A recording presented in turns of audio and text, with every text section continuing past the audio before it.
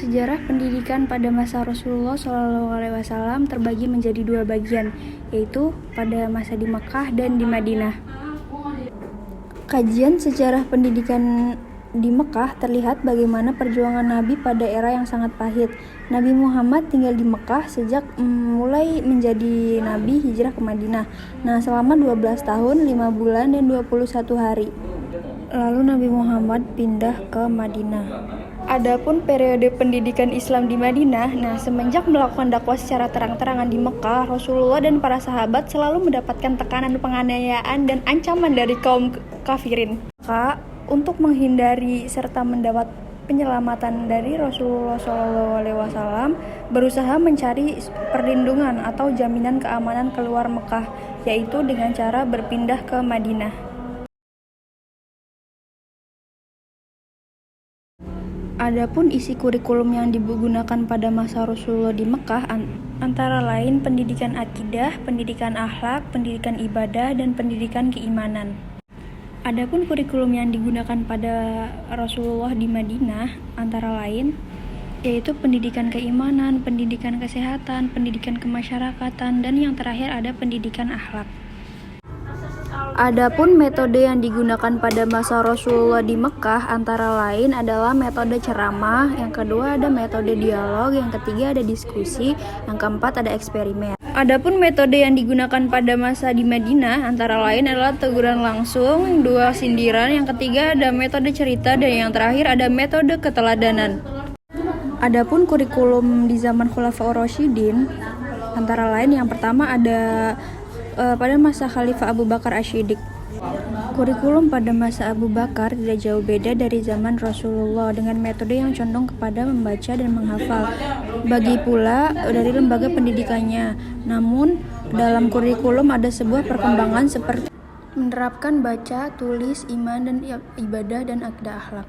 Selanjutnya pada masa Umar bin Khattab. Kurikulum yang diterapkan antara lain itu mengajarkan anak berenang, berkuda, memanah, membaca, dan menghafal puisi sederhana dan pepatah. Pendidikan pada saat ini sangatlah tertata. Umar membangun tempat khusus pada setiap sudut masjid untuk lembaga pendidikan. Selanjutnya kurikulum pada masa Utsman bin Affan. Kurikulum yang digunakan pada masa ini umumnya didasarkan pada pengajaran Al-Quran dan ilmu agama, seperti fikih, tafsir, dan ilmu-ilmu agama lainnya. Khalifah Utsman juga memberikan perhatian khusus terhadap pengetahuan umum.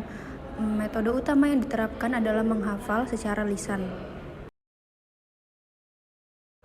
Selanjutnya ada kurikulum pada masa Sayyidina Ali. Kurikulum yang diterapkan pada masa Sayyidina Ali tetap fokus utamanya pada pemahaman Al-Quran dan menggunakan metode-metode hafalan, serta pemahaman mendalam tentang ilmu-ilmu lainnya, seperti etika, akhlak, tata cara ibadah, ataupun metode yang digunakan yaitu pemahaman konsep menghafal, dan yang terakhir adalah metode yang digunakan yaitu diskusi. Pada masa Sayyidina Ali, pendidikan tidak terlalu maju karena adanya peperangan antar saudara yang dilakukan oleh Sayyidina Ali.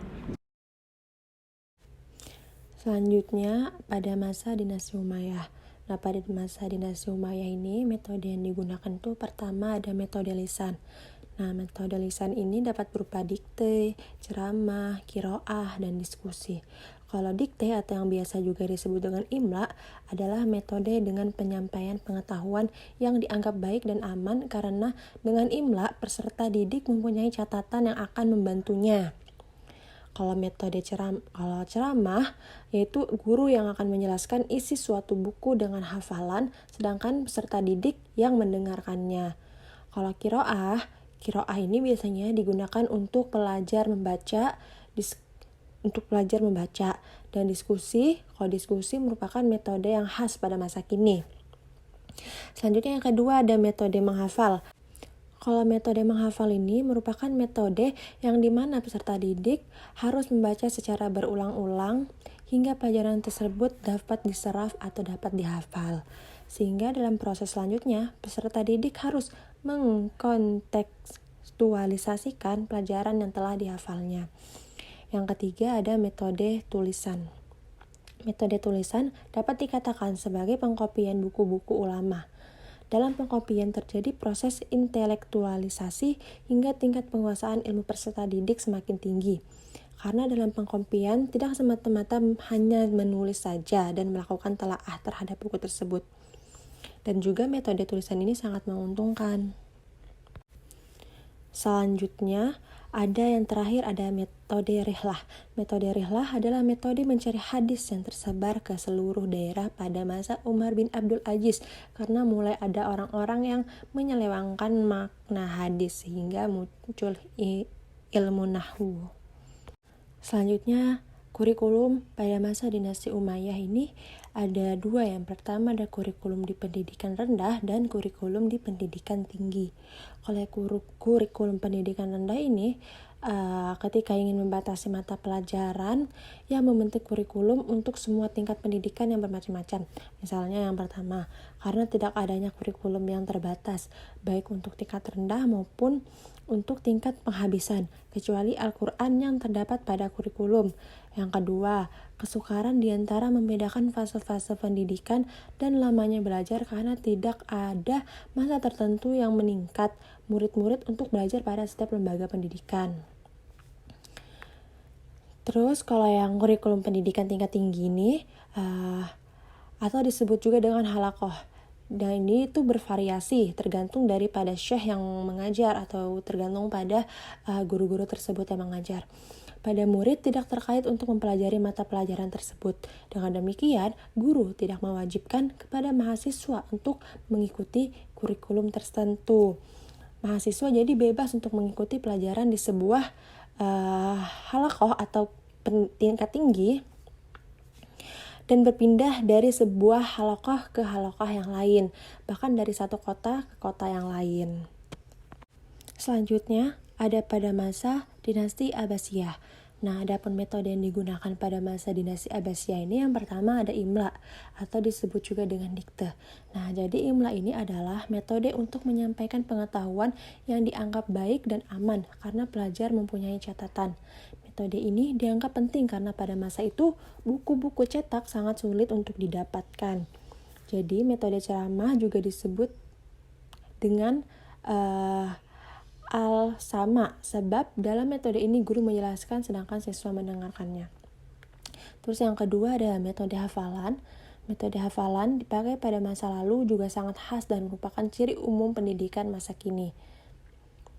Sedangkan yang ketiga ada metode tulisan. Metode tulisan ini dianggap sebagai metode yang paling penting dalam proses belajar mengajar pada masa itu karena merupakan metode pengkopian karya-karya para ulama. Nah, adapun kurikulum pada masa dinasti Abbasiyah ini, kurikulum pendidikan Islam terdiri dari beberapa tingkatan. Kurikulum pendidikan rendah meliputi pelajaran membaca, menulis, tata bahasa, hadis, prinsip dasar matematika dan syair. Ada juga yang menambahkan ilmu nahwu dan cerita-cerita kepahlawanan Islam.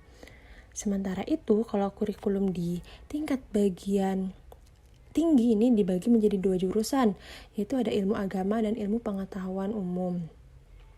Nah, kurikulum pendidikan tingkat dasar diselenggarakan di kutab, sementara pendidikan tingkat menengah diadakan di masjid, dan pendidikan tingkat tinggi dilakukan di tempat-tempat tertentu seperti Baitul Hikmah di Baghdad dan Dar al-Ilmi di Kairo, Mesir.